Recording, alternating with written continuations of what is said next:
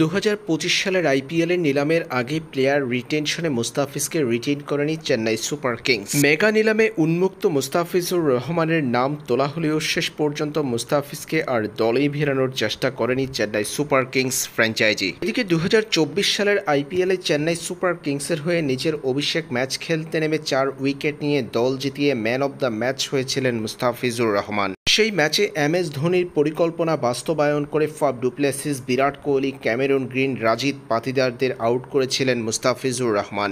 একে একে প্রতিপক্ষের ৪ উইকেট তুলে নিয়ে ফিজ ম্যাচ হাতের মুঠোয় নিয়ে এসেছিলেন চেন্নাই সুপার কিংসের।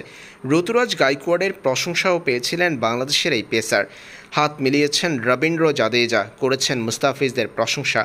অসাধারণ বোলিং দেখে মাঠে মুগ্ধ হয়েছেন মহেন্দ্র সিং ধোনি। মহেন্দ্র সিং ধোনির পরিকল্পনার সঠিক বাস্তবায়ন করেছেন মুস্তাফিজুর রহমান। অসাধারণ বোলিংয়ের পর ভারতীয় সুপারস্টার রবীন্দ্র জাদেজা এভাবে মুস্তাফিজকে বুকে জড়িয়ে ধরেছিলেন। সেটা ইঙ্গিত করছে কতটা জনপ্রিয় ছিল মুস্তাফিজুর রহমান। এবারের আইপিএলে ফিজকে মিস করবে মহেন্দ্র সিং ধোনি, কারণ মুস্তাফিজের মতো তার পরিকল্পনা সঠিক বাস্তবায়ন হয়তো আর করতে পারবে না কোনো বলার। নিলাম থেকে মুস্তাফিজকে না নিয়ে ভুল করেছে চেন্নাই, সেটা হারে হারে টের পাবে আইপিএল শুরু হলেই।